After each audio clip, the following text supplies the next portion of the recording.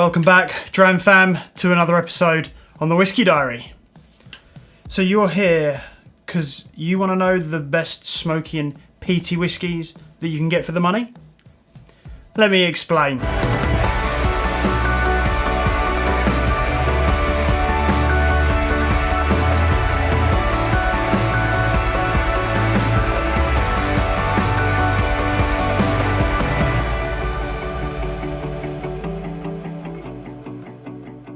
First things first, this is not an episode about the best smoky and peaty whiskies. I don't have the money to buy the best smoky and peaty whiskies, and that gets very subjective very quickly. This is more of a video to guide you through buying your first smoky and peaty whiskies and to kind of find what you can get for the money that's going to offer you the broadest range of flavours of smoky and peaty whiskey. Obviously, a lot of people are going to disagree with me, and that's cool. I think it's very important to remember this is very subjective, and some whiskies to me that are incredibly smoky, incredibly peaty, and very good for the money, other people aren't going to like. I think especially in kind of the peaty, smoky whiskey space, there is a lot of what's the word? It's very subjective. What I might love, another person might hate, and that's cool. That's one of the reasons why I've tried to keep almost all of these whiskies below £50, because I think that's, you know, if you don't like it that much, you haven't bankrupted yourself over one bottle of whiskey. Obviously, £40 is a lot of money, but it's not the end of the world if you buy something and you don't like it. As I said, I've tried to present a fairly broad range of whiskies, so if you were to pick all of these up, you could pick all of them up for less than £200, probably less than £150 if you were to shop around a little bit. I recently produced a video explaining the differences between smoke and peat flavours in whiskey, which is why this is not the best smoky whiskies or the best peaty whiskies, because to me those flavours do go hand in hand and there is kind of a transition between them, so I thought it best to kind of lump them together into one group and again explore that range of flavours that you can get. I'll give a kind of brief primer into smoke and peat flavours. Smoky flavours in whiskey can either come from the charring of the barrel, or they can come from the kilning of the barley, where historically peat was used to do that. And that peat can impart a broad range of flavours, but primarily it's either a smoky flavour, a phenolic flavour, which is medicinal, TCP, iodine, cleaning product kind of flavours, or a kind of spectrum somewhere between the two of them. Those phenolic compounds are measured in ppm. ppm is not everything. Just because it's got a higher ppm does not mean it is more smoky or peaty than another. That measurement is taken before the whiskey is made, when it's measured in the barley. So things like timing cask, the distillation process, stuff like that can affect how much of those parts per million of phenols actually make it through to the final whiskey. If this is something that interests you, I highly recommend checking out my video on smoke and peaty flavours in whiskey, which I'll link down below. But anyway, let's get on to tasting some whiskey. I've really tried my best to order these whiskies from most mild, least smoky, most gentle, all the way through to beast mode, full peat. So we're going to start with something fairly mild. This here is the Benriach, or Benriach, I'm actually not sure, but either way it's the Benriach Smoky 10. So this is a 10-year-old whiskey from the Benriach distillery in Speyside. It is bottled at 46% ABV, it comes in a 70 centilitre bottle. It is unchill filtered and all natural colour, very specifically natural cask impaired colour. It is made of a mix of unpeated and 45 part per million peated barley, and it is aged in a mix of bourbon, virgin oak and Caribbean rum casks. You can pick this up for about £42 on Master of Malt, but I have seen it cheaper elsewhere. What I really love about this whiskey is that it's definitely smoky. There's definitely big smoky notes in there, but they're very gentle. They don't have any of those big phenolic hits that you get from a lot of the other whiskies we've got coming up. On the nose, mint chocolate, nice dark chocolate notes as well. Sweet apples, a little bit of kind of a cigar-y, sweet tobacco flavour. A little bit of aniseed coming through as well on the palate.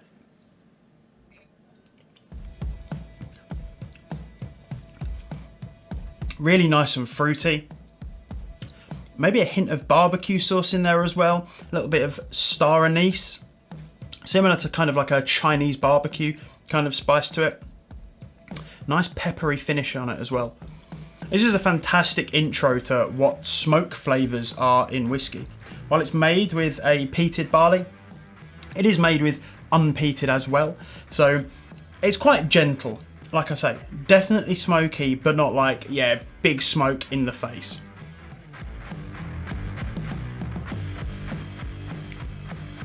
I really like this. Fantastically balanced as well. Nice sweetness to go with it. Wonderful. Anyway, moving on. So the next whiskey we have here is a no age statement whiskey from the Kilchoman distillery on Islay. This is Machir Bay. It's bottled at 46%. It comes in a 70 centilitre bottle. It is made with 50 ppm peated malt, all natural colour, unchill filtered. Aged in both bourbon and Oloroso sherry casks. You can pick this up for around £43 on Master of Malt, though you may find it cheaper elsewhere. Something I really love about this whiskey is immediately on the nose, one of the first things I get is lemon and biscuits, like lemon zest, almost like a kind of lemon drizzle cake. And it's only once you kind of start going back to it, you really start to get the peaty notes coming through. A little bit of fresh cut grass in there as well. Loads of barley notes as well. Once you can get over that kind of, you see through the smoke and the peat and stuff, all the barley starts to come through. Really nice barley sugar. On the palate, fantastic sweetness. A little bit more of that lemon drizzle cake, but it kind of gets a little bit darker, more of a digestive biscuity note. A little bit of vanilla fudge going on as well. But you get the nice phenols behind it, that ever so slightly medicinal note, ever so slightly more smoky, ashy kind of flavours. Quite different from the sweet kind of barbecue notes that you get from the Benriach. On the tail end, nice sweet smoke, sweet spices, more of that vanilla. Incredibly Moorish. This is one of this is one of my favourite whiskies for that reason. I find it very, very difficult to put down. I keep wanting to go back to it. An absolutely fantastic intro to Islay whiskies without ripping your face off with peat. So our next whiskey that we have here is the Ledaig 10, or Ledaig 10. This was Ralphie's Whiskey of the Year for 2022, I believe, and very well deserved. It is a fantastic whiskey. So obviously this is a 10-year-old from the Tobermory distillery. Ledaig is their kind of peated branch. This is an island whiskey from the Isle of Mull. It's bottled at 46.3%, unchill filtered, all natural colour. I cannot find any information on the casks this was matured in, so we can probably assume it was just American oak bourbon casks. And you can pick this up for Master of Malt for around £41 a bottle, although you may find it cheaper elsewhere. This is some kind of our first venture into the more peaty side of things. This has got a little bit more of a medicinal nose on it. Still quite sweet, but some of those fresh cut grass, hay, a little bit herbal and more medicinal notes really start to come through on the nose.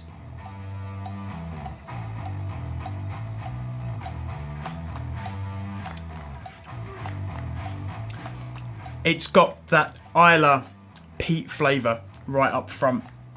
Not too much, still very well balanced with some nice saltiness, Some nice sweetness, a bit of oak going on there, but not a huge amount of kind of oaky, spicy influence. But that really nice, ever so slightly medicinal, slightly phenolic, briny, seaweedy front end on it. As we revisit that, a little bit more of those bonfire notes come through, like bonfire the morning after.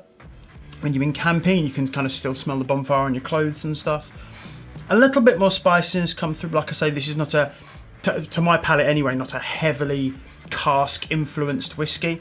Anyway, moving on. So the next whiskey we have here is the Caol Ila 12. It's probably quite an obvious one and what a lot of people are expecting. Caol Ila is a pretty common whiskey. I believe they're one of the biggest whiskey producing distilleries in Scotland, definitely on Islay. So obviously this is a 12-year-old whiskey from the Caol Ila distillery on Islay, bottled at 43% in a 70 centilitre bottle. So this is peated to 35 parts per million, and you can pick this up for around 35 to 40 pounds. I think at the moment it's 38 pounds on Master of Malt, but I say you can get it cheaper elsewhere. So on the nose, licorice, iodine, salt, brine, and a little bit of kind of waxy furniture polishy kind of notes. Again, this is quite a typical Islay peat flavour profile. On the palate, nice brininess up front, nice medicinal phenolic notes, still balanced with quite a nice sweetness underneath it. And I think it's the whiskies after this where that starts to change. For me, this is a very typical Islay flavour profile. And maybe not quite as complex as we'd see from the Ledaig. But there is a reason that this is here. Caol Ila is quite common to find from independent bottlers for very, very reasonable prices. Now I've got a few back here, and one of them, which is the Dram More. Let me grab it. So yeah, this Dram More 6-year-old Islay is it's absolutely incredible. Super banana-y, cask strength, tons of interesting, funky stuff going on with it. So yeah, this is really, really common to find Caol Ila from independent bottlers. I mean, I can see right there, I've got a Gordon and MacPhail. Once you learn the flavour profile of Caol Ila, it's super, super interesting to start picking up a few different bottles of different ages from different independent bottlers from a very reasonable price. And you can start exploring one spirit from different sources to see, you know, how each one of those independent bottlers affects the flavour of the whiskey, and it really gives you a good feel for what Caol Ila spirit can do in different circumstances. I fully appreciate that's a whole separate area of whiskey, but it's something that I think once you get into, it's super, super interesting. Yeah, Caol Ila, very good whiskey, very good intro to a lot of Islay whiskies as well, and you can generally pick it up super, super cheap. Anyway, next up we have Wee Beastie by Ardbeg.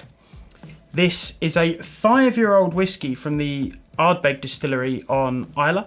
It's bottled at 47.4%, comes in a 70 centilitre bottle. It is unchill filtered, all natural colouring. It's made with barley peated between 50 and 55 ppm, and this was aged in American and Oloroso sherry casks. You could pick this up from Master of Malt for around £37, although you may find it cheaper elsewhere. This is called Wee Beastie for a reason. On the nose, massive peat, medicinal, herbal, oily, waxy, kind of the roadworks almost, you know, that smell of bitumen and stuff.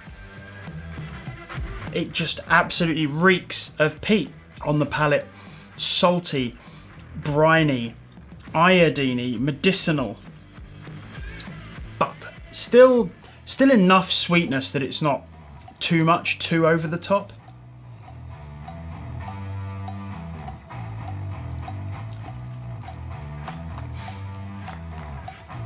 You never really quite get fully accustomed to the peat with this, but the more you drink it, you get quite a lot of like zesty, fruity notes coming through, a little bit of citrus, a little bit of banana.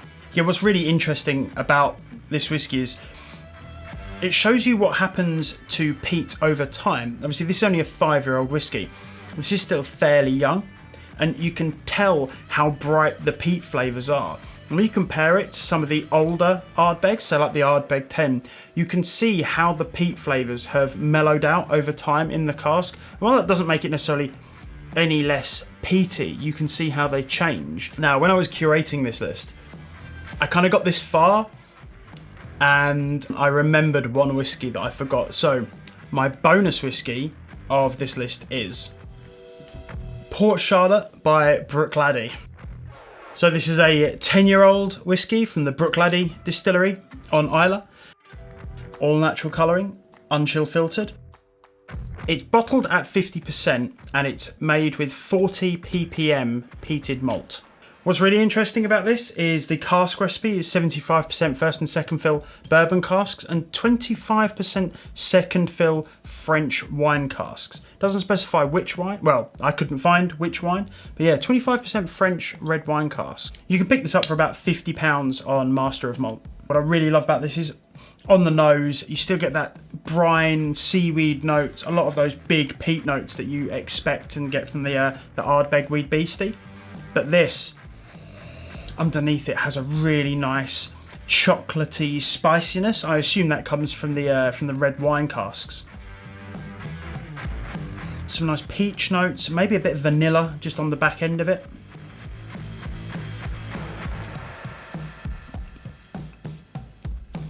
On the palate, absolutely wallops of those big peat smoky notes, but it's so well balanced with those oaky, vanilla, ever so slightly fudgy kind of sweetness notes coming through as well. On the tail end of it, loads of smoke, a bit of oak, some nice baking spices, a little bit of ginger.